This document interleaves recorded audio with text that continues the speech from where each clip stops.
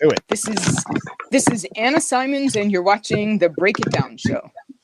And Grant's adjusting his camera right at the intro of the show. It's awesome. Anna comes to us. Anna has written a book. Let me show you all the book.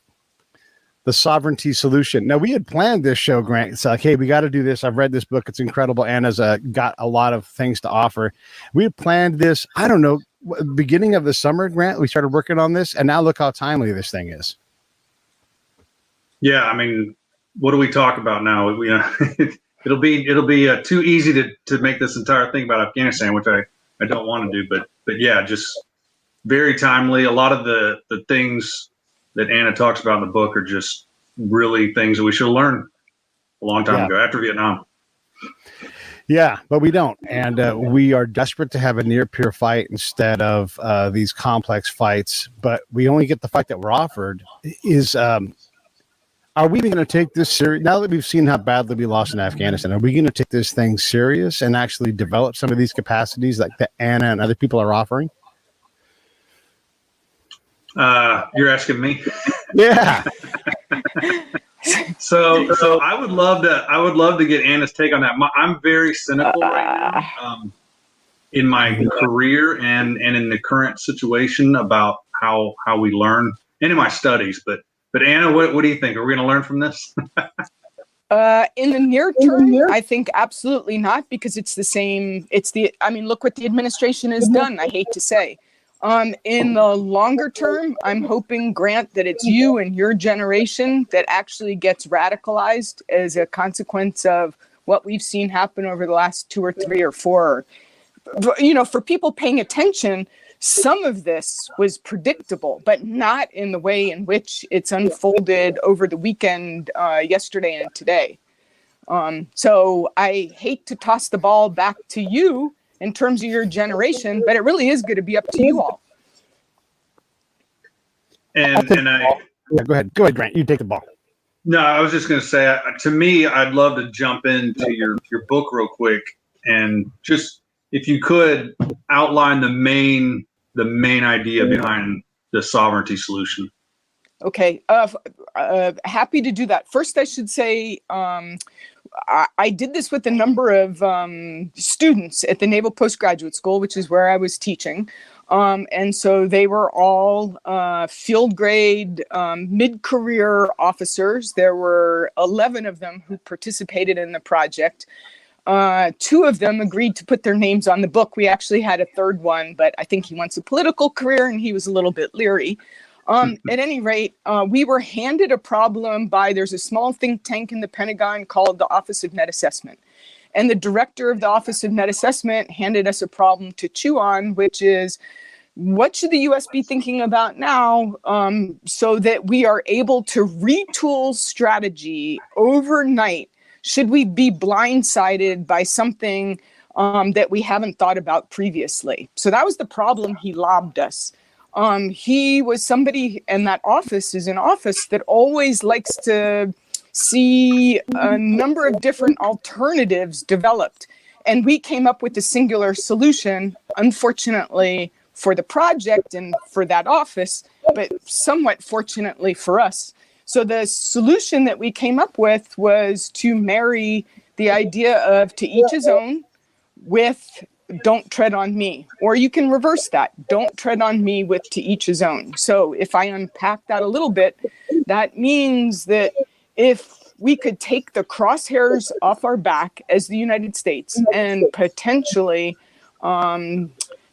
shrink the number of adversaries considerably, if we stopped wagging our big finger in other countries' faces, telling them how to live, trying to change how they want to live, and not to make not to go back to Afghanistan, but it's an example that I think we actually use in the book. It's an example that gives everybody a pretty good image.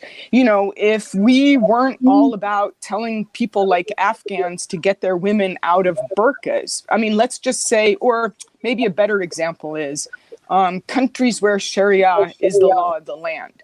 Who are we to tell them that they shouldn't live according to Sharia? So if we just sort of shut up about telling other people that they need to adopt our ways, we'd have fewer people presumably gunning for us then when people do gun for us, the few who are silly enough to do that, we make an example of them and make sure that nobody is going to threaten the United States again. So to go back to the example, the 9/11 example, the Taliban should have been given a 48-hour, it was given an ultimatum, but we didn't act in an ultimatum kind of way. You and your regime are finished if you do not turn over Osama bin Laden. And anywhere else that Osama bin Laden had gotten help should also have been put on notice. Render Al-Qaeda inert, or that's the end of you and your regime. Not nation building, not telling other people what they should do. But, the United States has the ability still for, at least for the short foreseeable future, to be incredibly destructive. And so should anybody do anything contravening our sovereignty, it's our responsibility to protect our sovereignty and to react. The flip side of this, and I'm probably going on too long, but the flip side of this is that this would liberate everybody, this would liberate other countries to sort of get their own house in order. We would have to get our house in order, but they would also be free to get their houses in order and to live as they see fit, not as we want to see them have to live. So if, many Chinese prefer the CCP, why are we pushing democracy? We're essentially helping push the CCP into undermining the United States in all sorts of unconventional ways. I don't know. It's very hard. This is why we wrote a book. Coming up with a very short elevator speech Right. is next to impossible, which is why it doesn't sort of fit into an op-ed kind of format. One of the things that I've experienced from being out and working with commanders is their need to impose will, because that's their ethos, causes them to create a drive from their enablers. And this is one of the key words. When I hear this, I know there's a problem institutionally. When I hear some captain, some major, some lieutenant, some enabler say, yeah, but my boss wants you to do it this way, right? Because they have this idea, this Western idea of how we're going to accomplish this thing. Which brings me to another aspect of this is we try to do everything ethically, right? We have this ethical question of everything. And there's I can't exactly explain, it's sort of like you guys are saying, it's not an elevator pitch version of this, but there's a point of ethical saturation where you can't simultaneously and without actual capacity, enable women, stop men from raping boys, create rule of law. You can't do all these things that are ethical because it starts to warp. And what was ethical ends up becoming unethical. Like engaging females without any capacity to do it turns into females being raped, beaten, and killed. That inevitably happens because we have no business doing that with the chops that we bring to the party. I totally agree. We also don't understand enough. It's not our place. This is not the 19th century or even the early 20th century where there aren't populations abroad that are sufficiently sophisticated that if they knew, if those who are inclined to adopt our practices, if they can't figure out how to do that in their countries, who are we who don't understand nearly enough of the dynamic on the ground to go in? All we do is break things and muck stuff up, unfortunately. Yeah, but we had Deborah Stone. Pete and I interviewed Deborah Stone, and she wrote a book called Policy Paradox. And I was thinking when I was reading your book, I agree with a lot of this stuff. It makes sense. I don't know if I'd call it Machiavellian, but definitely more of the kind of a realist sort of approach. But I couldn't help but think of Deborah Stone's book and her points that we're not really rational. That a lot of it sounded rational. And her point was, we don't do foreign policy. We don't do politics rationally. We do it from a values kind of based thing. And knowing that it ebbs and flows, but at times we are driven to save the world or driven to spread democracy or driven to do these things that make us feel good.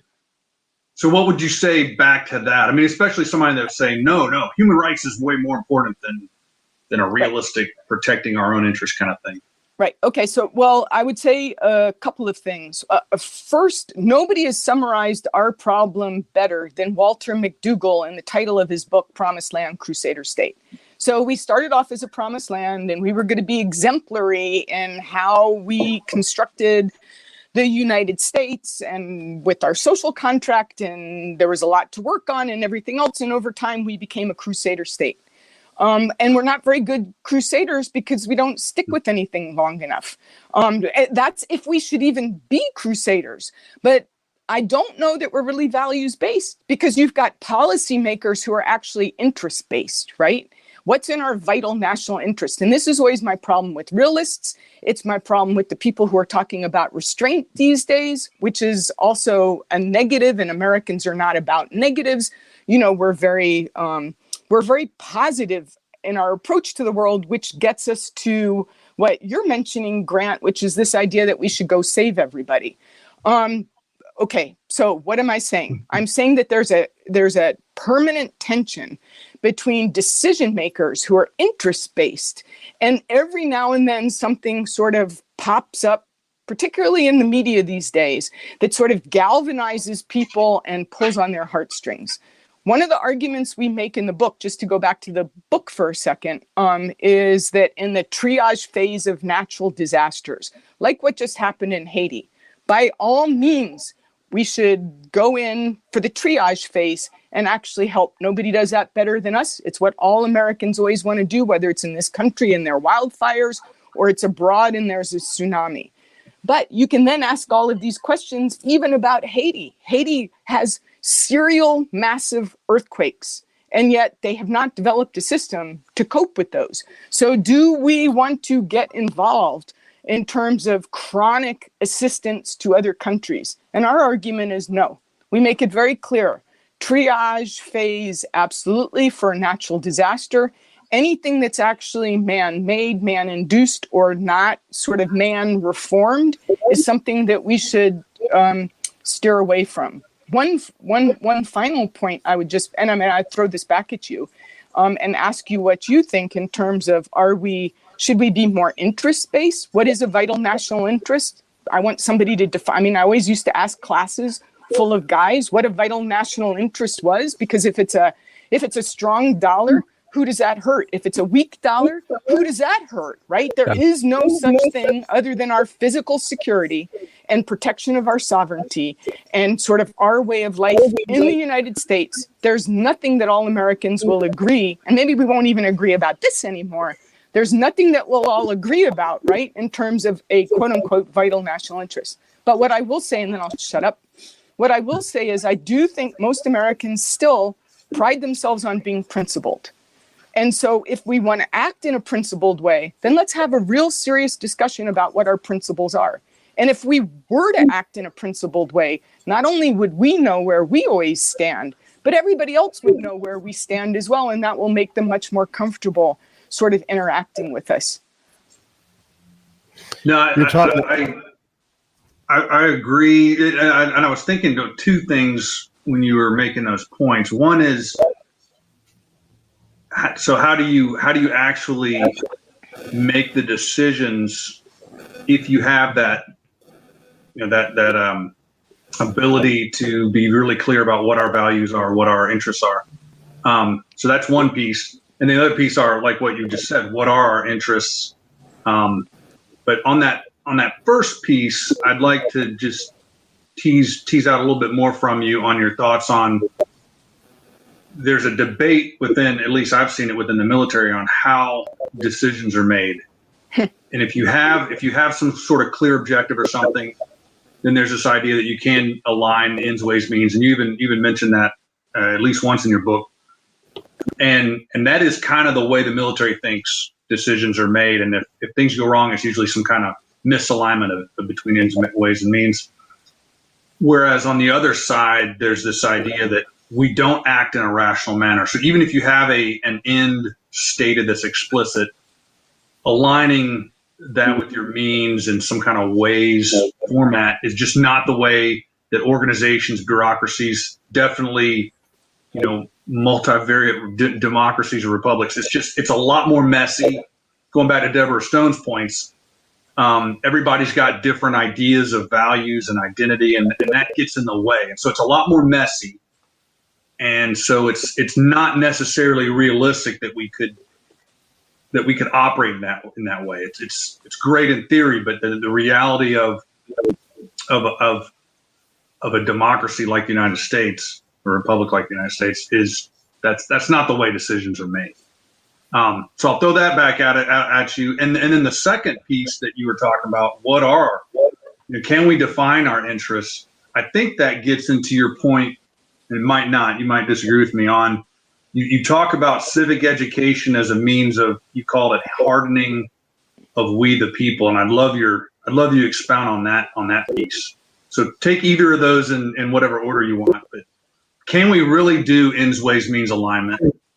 And then, do you believe that? And then on the other piece, can we get after our interests as a people? And do we do that through your idea of civically educating folks towards that hardening of we the people? Can you explain that? Okay, so let me try to thread the needle.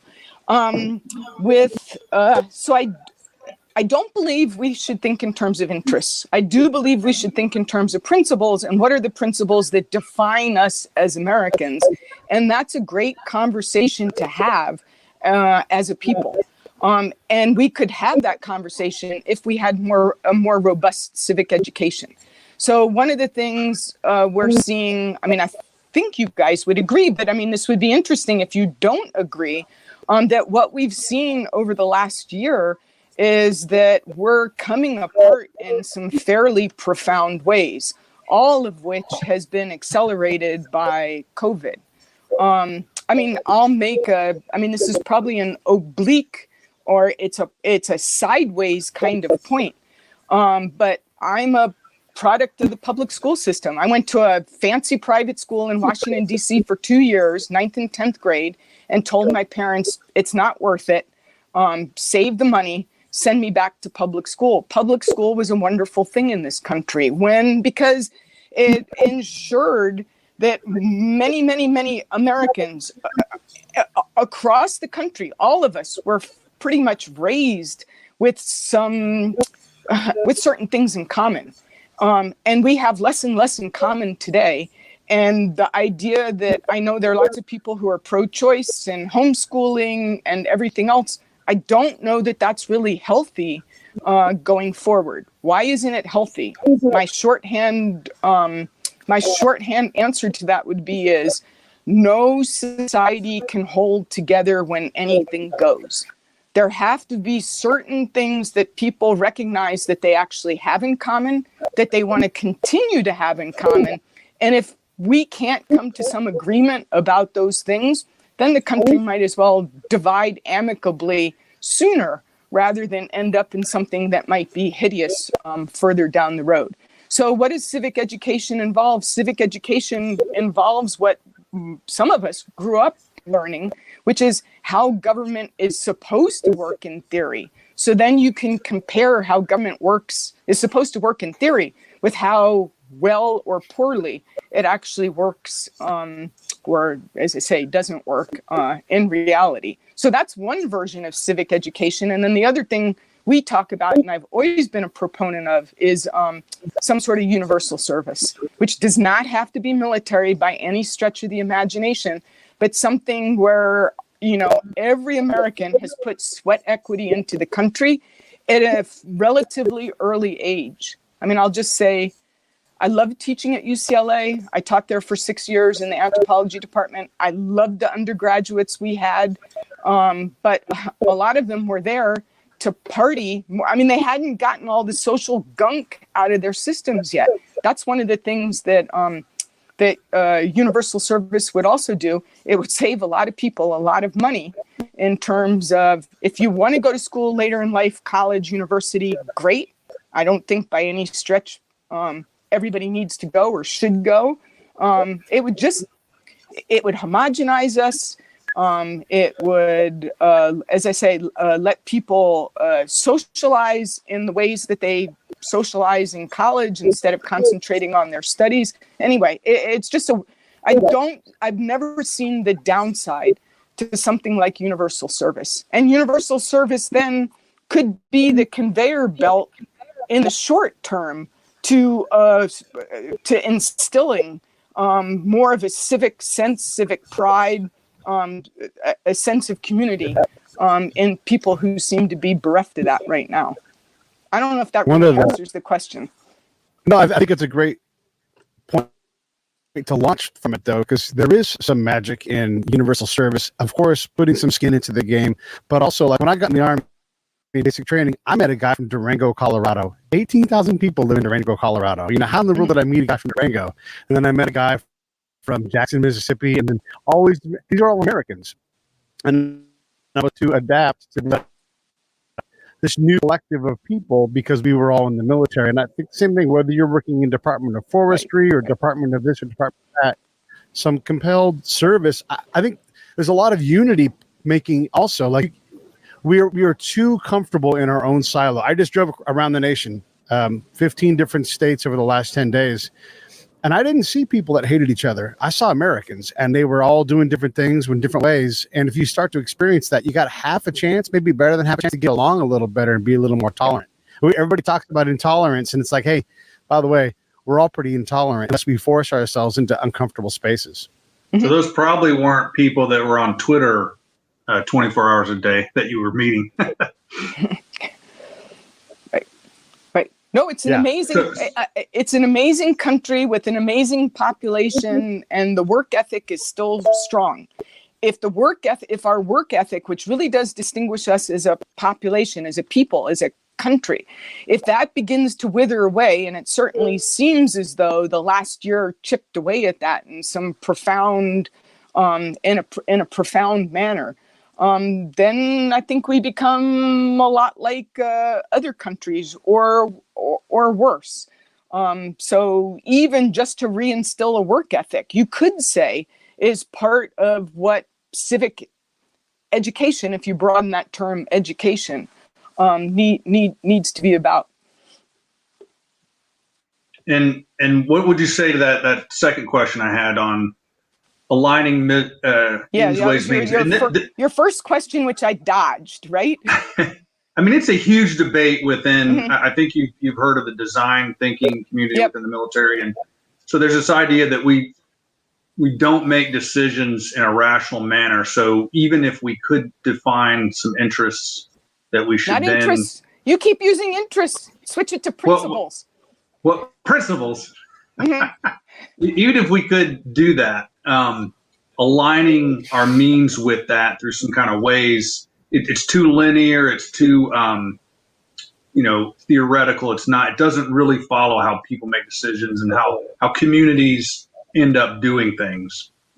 Are you on one side of that debate or the other, or is it kind of a little bit of both? Or okay, two more non-answers, right? Don't you love this? Me not really answering. I'm sounding like a politician, which is the furthest thing from what I am I can think of.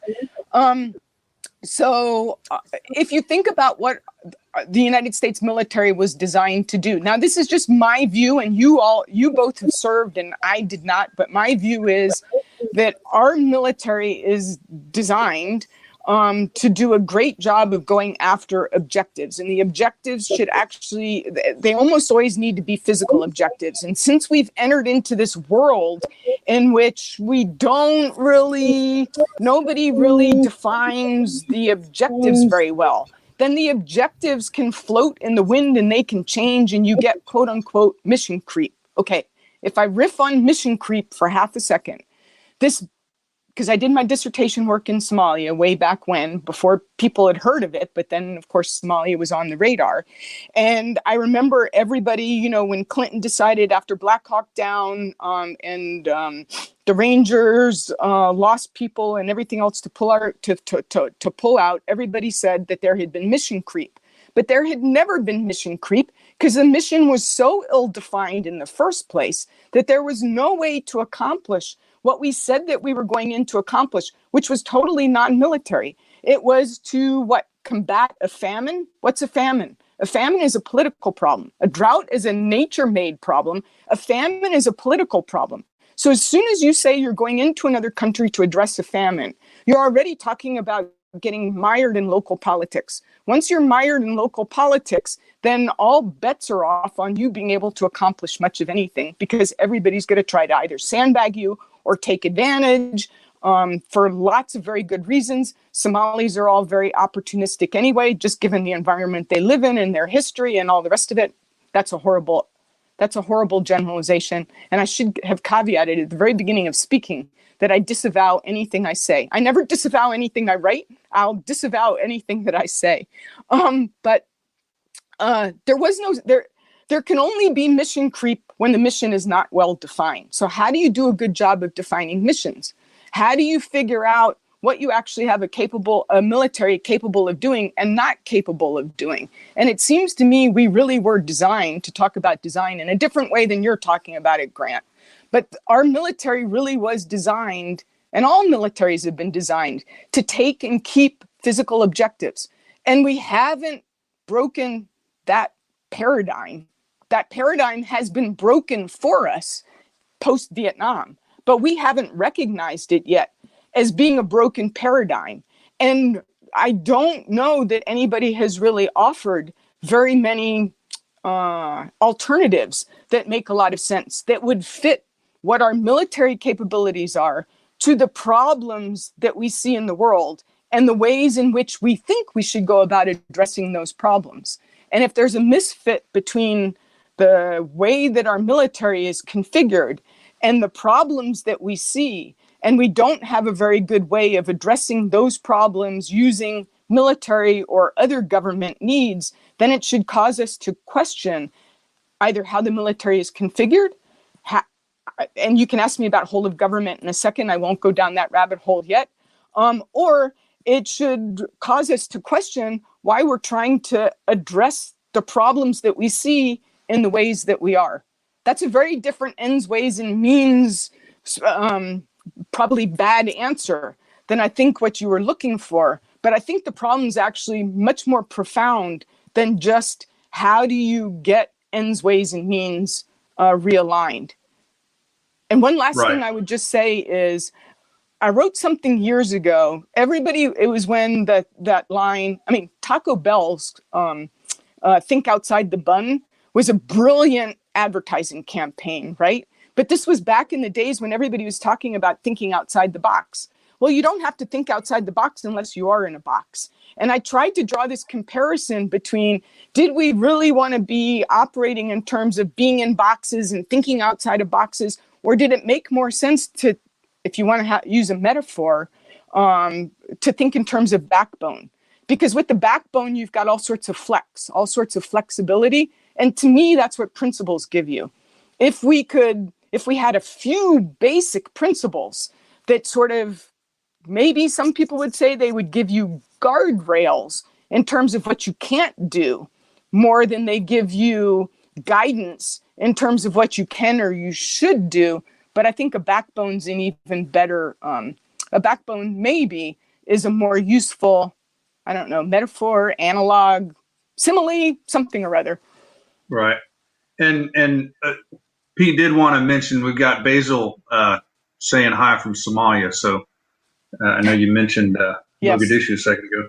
Yes. So your last comments made me think of, at one point in your book, you talk about Afghanistan, and maybe we can talk about Afghanistan a little bit more, or at least applying some of your ideas to the current situation. Maybe not in Afghanistan, but maybe so, since we're going right back in, right? But we're still operating in Syria and Iraq.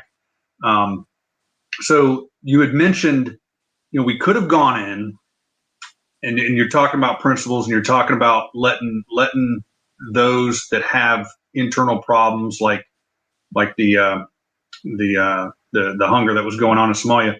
So you said, look, we could have gone in and we could have said, hey, look, you can't secure your borders. You can't secure the airports. So we're going to do that. But all that other stuff internally, so we're going to allow you to try to get at what you need to do to handle internal stability. But you're going to do that. We're just going to allow you to do it without outside interference. So we're going to we're going to clamp down and control the ways to get into your country. I actually thought that was pretty brilliant. Could you talk a little bit about that? So that was at the very end of the book when we talk about quarantine and Afghanistan. So part of the problem with all of this is that as soon as we're involved anywhere, then you've got our adversaries or potential adversaries or our competitors or people who are aligned with others against us also interfering. So if you look at Afghanistan and all the players in Afghanistan, I mean, we had a Pakistani officer a number of years ago and this was back when everybody was saying AFPAC, a little bit like the Aflac duck, but AFPAC. And it drove him totally crazy because from his perspective, and, he would say this as a Pakistani officer, as soon as you talk about Afghanistan and Pakistan, you have to talk about India. Well, as soon as you talk about India, you better talk about China. You better talk about the stands. And, oh, by the way, if you read Ahmed Rashid's books, early enough, you better talk about all the oil companies and oil interests and pipeline interests and, an awful lot of Americans who actually have business interests in those pipelines. And so the idea, yes, is with quarantine, if you have a state that is essentially, quote unquote, failed, but has harbored terrorists who have hit us, then they're given certain benchmarks by which to render Al-Qaeda or ISIS 9.0 or whoever it is inert. They have to be able to render that entity inert and root it out of their country.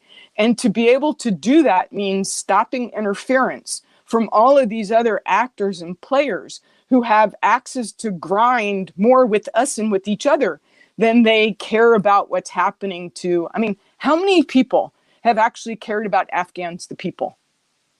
How many? I know some former students who are at airports right now and who are frantically on their phones getting calls from all sorts of people and trying to do everything they can to get the people. But I don't know that it's all, I don't necessarily know that it's all that many. And I don't know how many people have sincerely cared about Afghans any more than Americans sincerely cared about Somalis. Somalia at the time of Operation Restore Hope happened to fit a number of different agendas, none of which cohered with one another.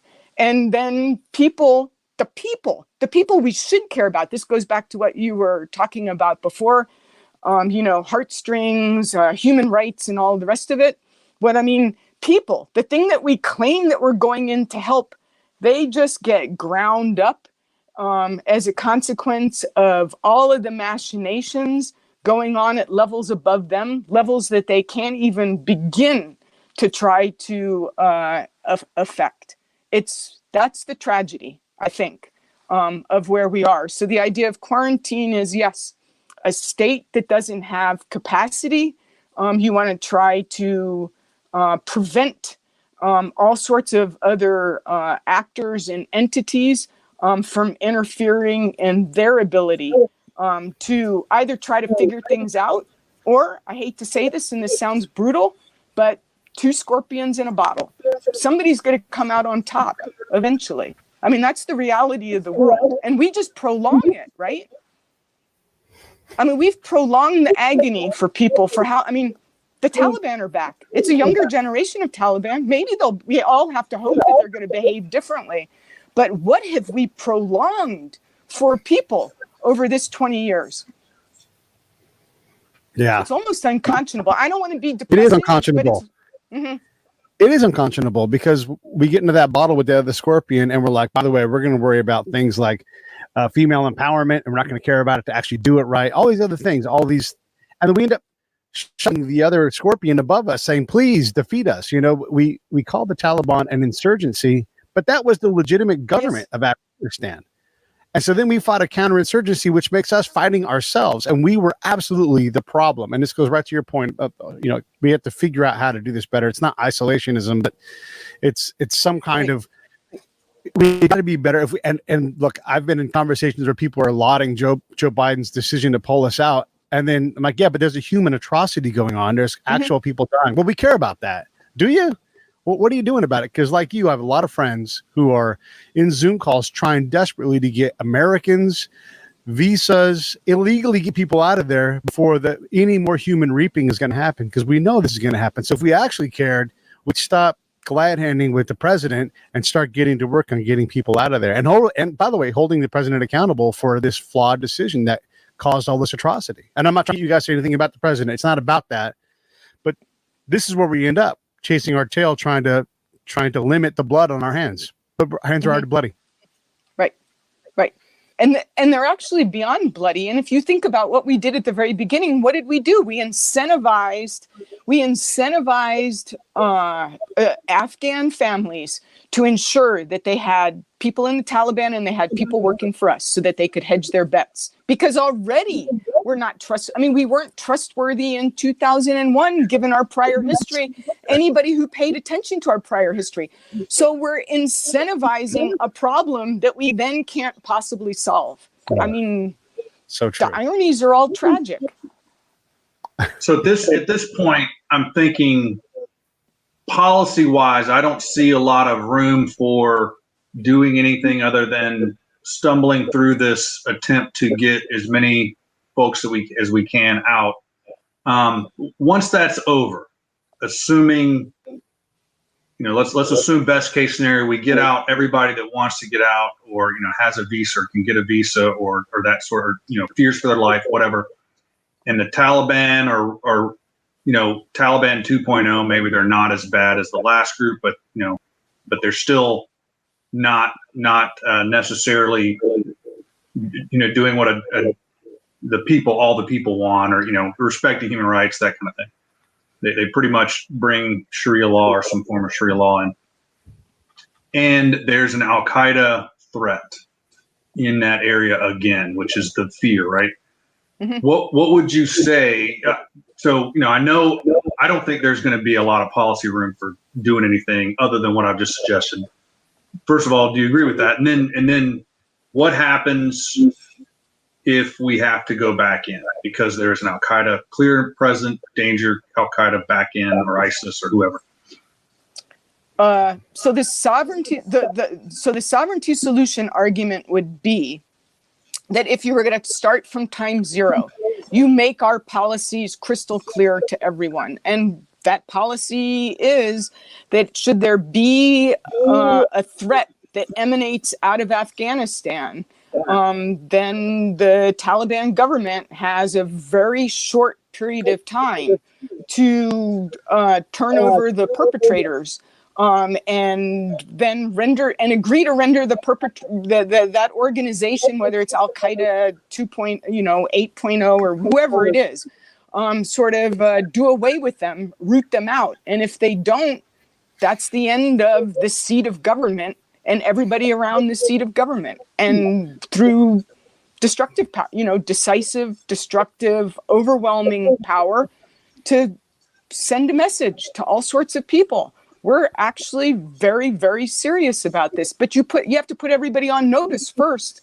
I mean, there's certain things that Biden could have done, but since he was so adamant on a withdrawal, in terms of making the withdrawal conditions-based, not in the sense that Trump has been talking about, but conditions-based. If you do X, Y, or Z, here's what you can expect from us. Sort of overwhelming, decisive force, and that will be the end of you from a distance, not necessarily boots on the ground or anything else. The problem with this, though, with Afghanistan in particular, is that we sort of have made promises 20 years ago to the Afghan people that we were going to remake their country. We were going to deliver them good governance. I mean, morally, that to me, Pete, I don't know if you agree when you said that this is unconscionable, but we made a moral pledge 20 years ago. And that's the part that actually should really sting in terms of you've got a generation of young girls. For 20 years, they've been going to school thinking that they would be able to be whatever they wanted to be. And what happens to them? Do we have a responsibility? Those are all great questions. We have a moral responsibility. Do we have a national responsibility? I'm not sure. That's where, if you go back to the ends, ways, and means, we have to get our act together as a country and ensure that what we actually promise people, we are going to be able to deliver on in a moral and in a very sort of practical kind of sense. We've lost. I like it. And the national interest, I'm sorry, the principle. Go ahead. The principle is our sovereignty. So you're not getting involved. And if you're very clear about it, somebody can't come back. Well, I guess they could and say, well, you're just in there for oil. But you're only going to do something if our sovereignty is a threat, which seems to me to be relatively clear. It's not, it's not abstract. That's all you're going to be worried about. You're not worried about. And so to me, the key here is a resilient internal, whatever it is, nation, state, country, is going to be more likely to be formed if they handle it, as opposed to us trying to handle it.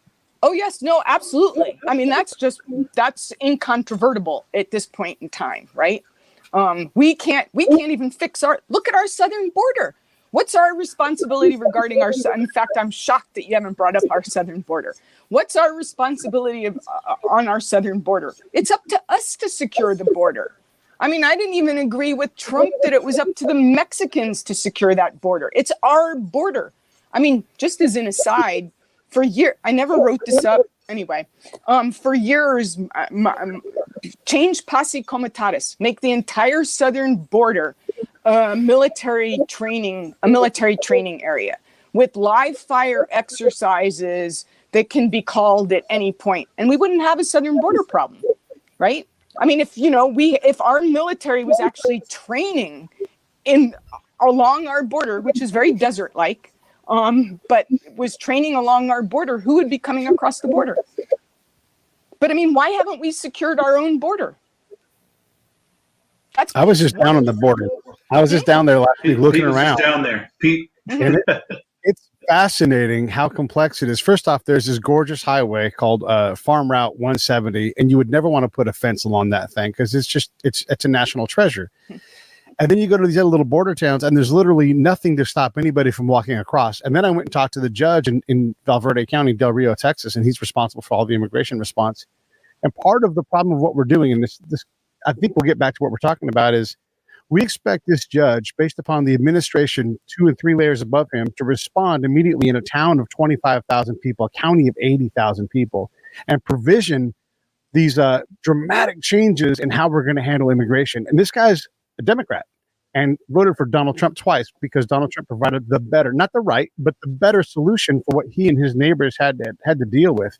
And when you talk to them and what they're going through, there needs to be more control. We do have to hold Mexico accountable for allowing people to flow into their country and send them and make them our problem. There is credibility in that, but we do need to control that. And when a cartel does abduct an American, there needs to be some pain from that. We can't just ignore them. No, we can't have non-state actors operating inside the United States. And that's what gangs and cartels are. It's insane. It's it totally defies what we say that we're about, which again raises questions about, are we really what we say we're about? And why don't we have those kinds of conversations more often? But just to go back to the sovereignty piece of this. Oh, sorry. Yeah. No, I wanted to ask you about, so pulling the camera back out and looking at strategically and theoretically what we want to do if we do this less, interventionist kind of principle-based program, to identify like 10 key we could reform the entire military. A guy named John McKay is a retired Marine colonel. We were talking about, what do you need anymore? Like, how long can you fight a fight if your missile sinks $1 trillion ship, right? Like, that's not sustainable. So how do we, maybe if we systematize at least a little bit our strategic interest and what sovereignty is, and who and we can't be partnered with everybody, by the way. We have partners, but no, absolutely, there's a limit. Absolutely. Right. So like a travesty like Benghazi happens because you can't provision everybody's security need everywhere, right? It's an unfortunate thing. We just had on the ODA team that was whacked over in Mali, the Mali border, right? And that's a problem in part of provisioning, because not everybody gets what they need. And then at some point, the dice roll up snake eyes, right? So we have these things that we're trying to do. How do we systematize this to say these straits, these islands, these areas are worth our attention and some significant financial influence? So that's a great question. And potentially another way to think about it is what we really want to do is to get other countries to want to self-police. And other countries are likelier to want to self-police if they're actually respected for who and what they are. And we're, again, not trying to get to change everybody. Maybe this is the anthropologist and the cultural relativist in me. I'm sure that it is. But where other people have other ways of doing things. And we should, in the 21st century, we are going to have to be far better about respecting those ways of doing things, even if we disagree with them. And we should want to be, if we think we've got the best system on planet Earth, which I think most of us think we do, then the proof needs to be in the pudding. We have to prove it through our example. And we do not do that now. But to go back to the idea of getting other countries to self-police, nothing I think is more important than actually ensuring or helping other countries be able to ensure that their security services are apolitical and incorruptible. The catch-22 in that is their politicians don't want don't want their security services to be apolitical and incorruptible. So that becomes, this is where special operations forces, special forces, this is where it requires a great deal of cleverness, not in we're going to be too clever by half and we're going to use you, but cleverness in the sense of how do you convince people that it's, and politicians or leaders, that it's in their long-term best interest to actually be able to actually be able to have a social contract that ensures that they have a degree of stability. Now, I'll throw one other wild card out here. If you really think this through and follow it to one of its logical conclusions, there are probably multiple logical conclusions. Maybe monarchies are fine again. And why do I say maybe monarchies are fine again? Because I actually mentioned, or we mentioned, because I co-wrote the book with two other guys, but it's an anecdote that happened to me. It was Sierra Leone. I was there for a civil military relations seminar or a workshop, and the custodian, the janitor, the guy who cleaned up after our coffee break said to me, it's really wonderful that you people come over here and everybody says great things for a week and then you leave and nothing changes. The change that we need is for the West to stop allowing our leaders to put money into banks overseas. His idea was no more than 20,000, because everybody's got golden parachutes then. Nobody's investing in the country at home. So if you think about the monarchy example, then you have a leader who should want to pass along a country that's actually better off to his or her children than looting it so that his or her children can get not just advanced degrees in the United States and not just own 62 houses abroad, but who are going to then sort of leave the country and keep looting it themselves. So there are these other alternatives out there if people are willing to actually be a little less conventional and think about what best fits other people and both their situation, but also I never like using the word culture, but also their culture. Their sort of socioeconomic, sociogeographic realities. So Anna, you mentioned special forces, special operations. You have a lot of experience on the education side, but also the personal side in that area, special operations, special forces. And I couldn't help but think when you were talking just now about how special operations could be used and how they are used. I was working with one of the, I won't say which group, but one of the special forces groups not too long ago. And they were wrestling with how do we give some good input to the new campaign or strategy for their region. And they took about a week to discuss the region. And they came out with, I thought, a great insight. They said, we don't think that our structure, and they were really talking about the combatant command, the special operations theater command that for that region. That's what they were really talking about, was a learning organization. They didn't have a good feeling that they were doing anything productive. They were, constantly, and for most of these people, these are mid-grade, these were majors, warrant officer 3s and mid-level non-commissioned officers. And they were talking about, we've been over there for, 10, 12 years off and on, and we don't think we're doing anything.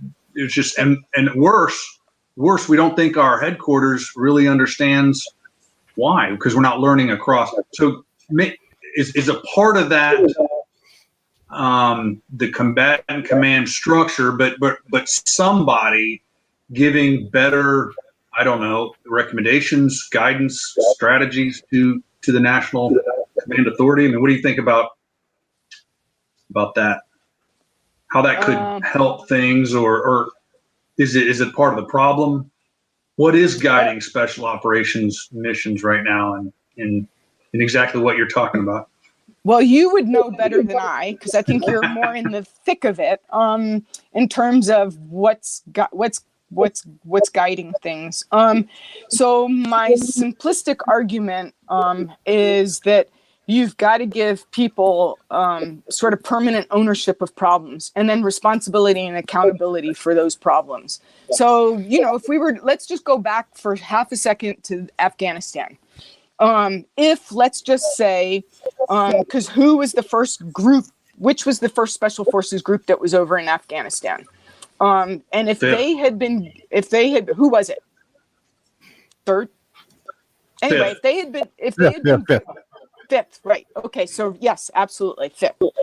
So if they had been given ownership of Afghanistan, you guys, you own this now. You're responsible for it. You come up with the plans for the future. And you are, there was all that talk about supported and supporting, but you are essentially going to be supported by anybody who you think you need to, I don't want to say solve the problem, but what's the better term than solve the problem? Resolve the problem, right? Same thing for ISIS, same thing for Al-Shabaab, same thing for anything that we regard as a problem.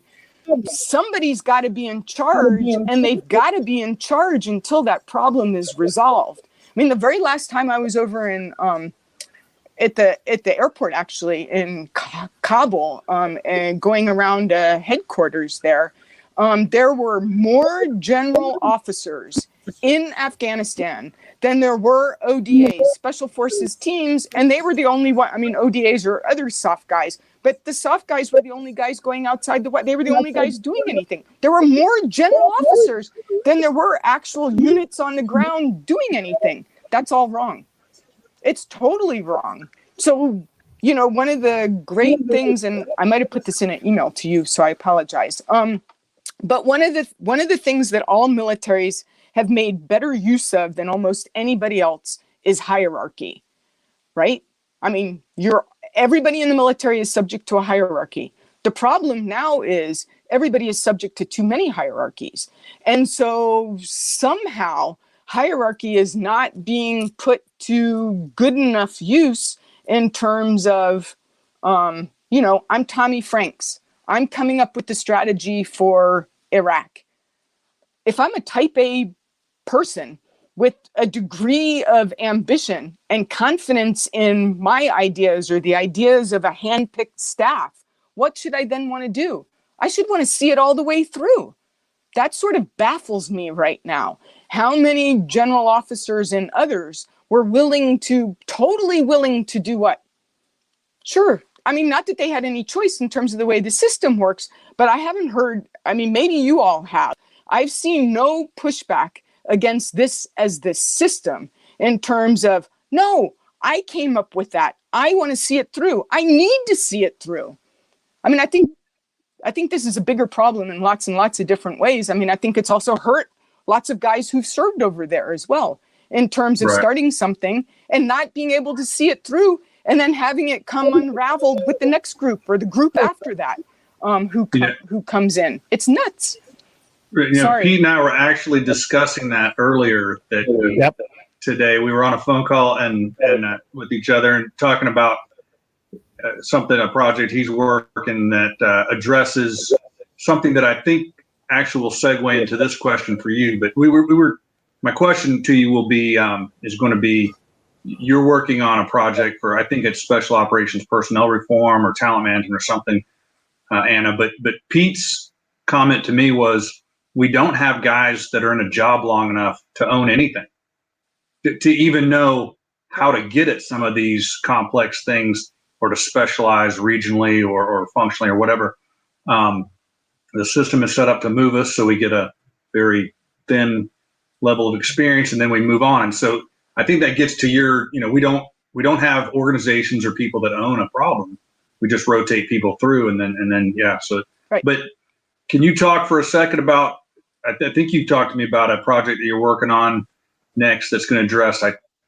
Was it special operations personnel management or talent management? No, it's a different project, and I probably shouldn't. I mean, not that there's anything. I mean, I'm not even in government anymore. There's nothing classified or anything else about it, but it's so preliminary that I probably shouldn't. I shouldn't mention that. Let me ask you this then. Mm-hmm.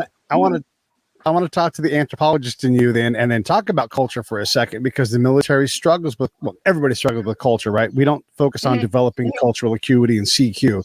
We just say, hey, don't eat with your left hand.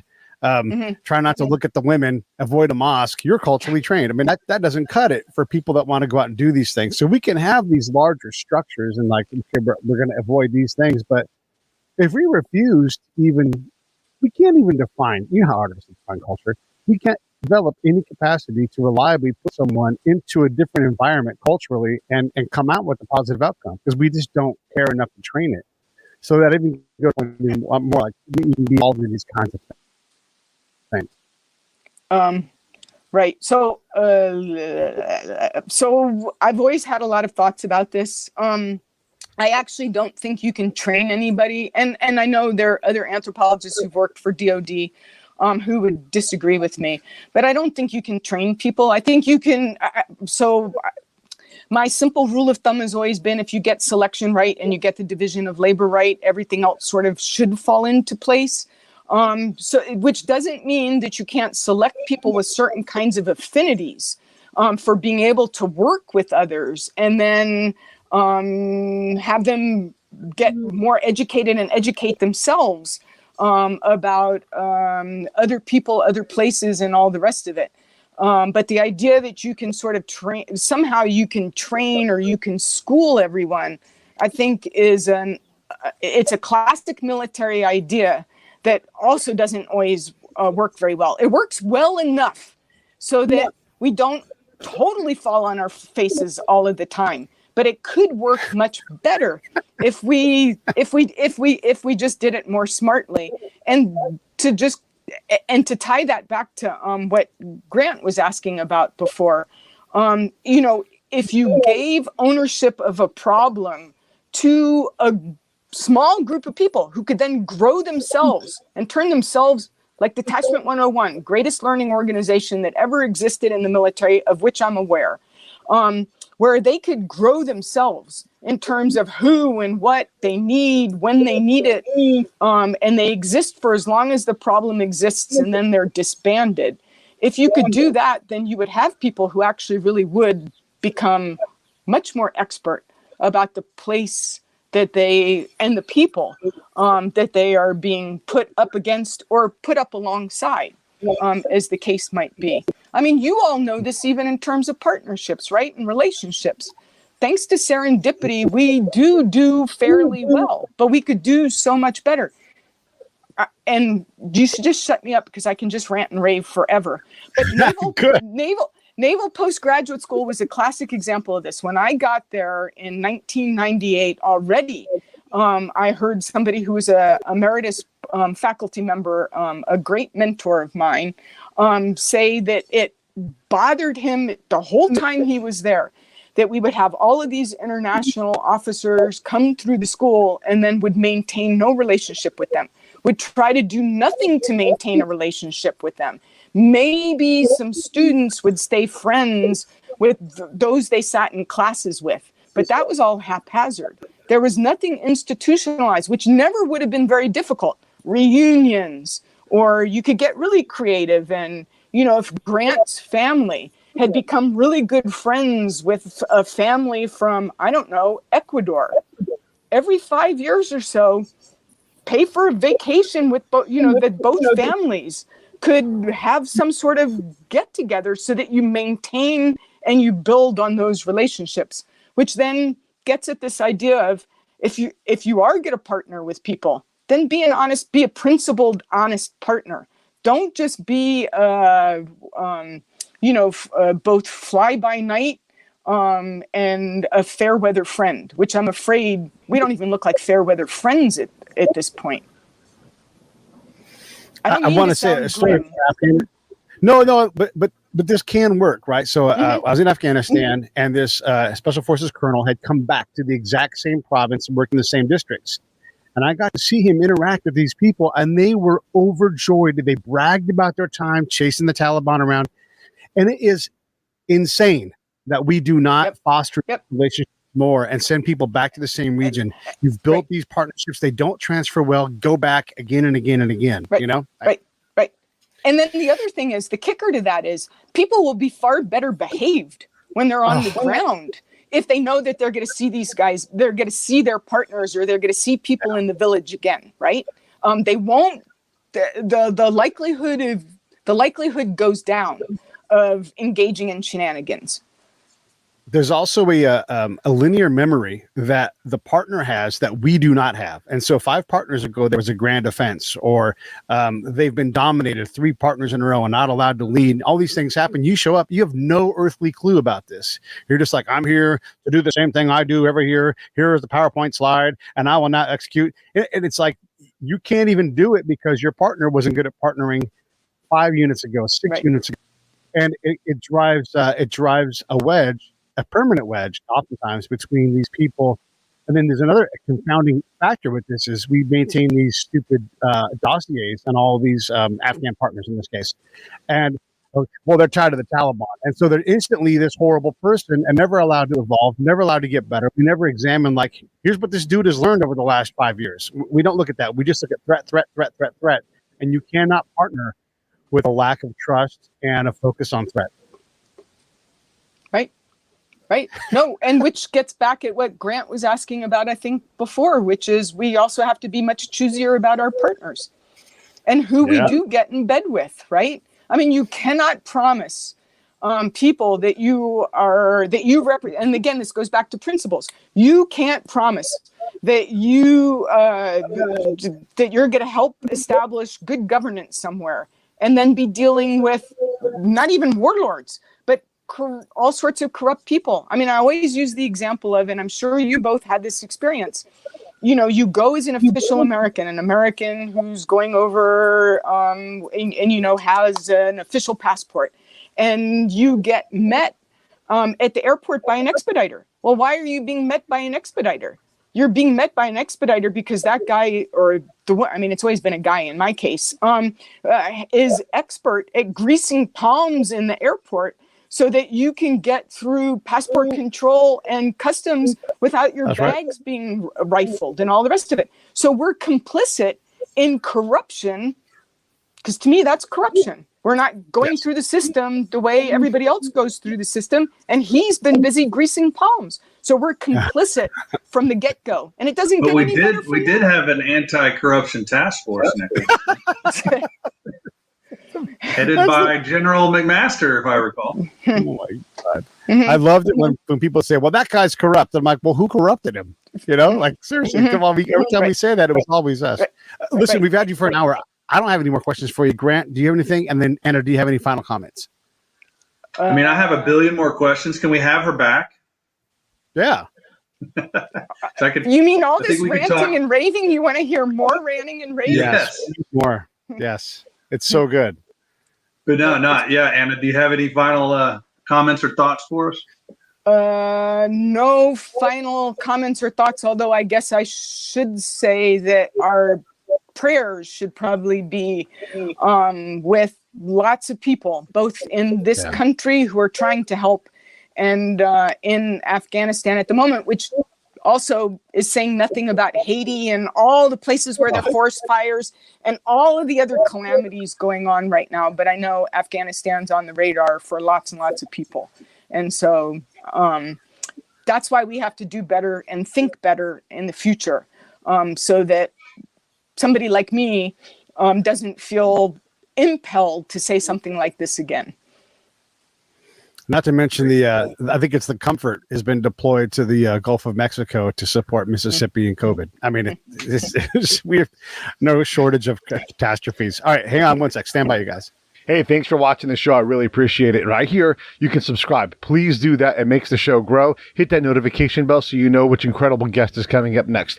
Down below is the PayPal link. You can put a small subscription in. That is an enormous help. All that money goes right back into the show. And then right up over here are the next episodes you should listen to, curated by yours truly. Thank you so much.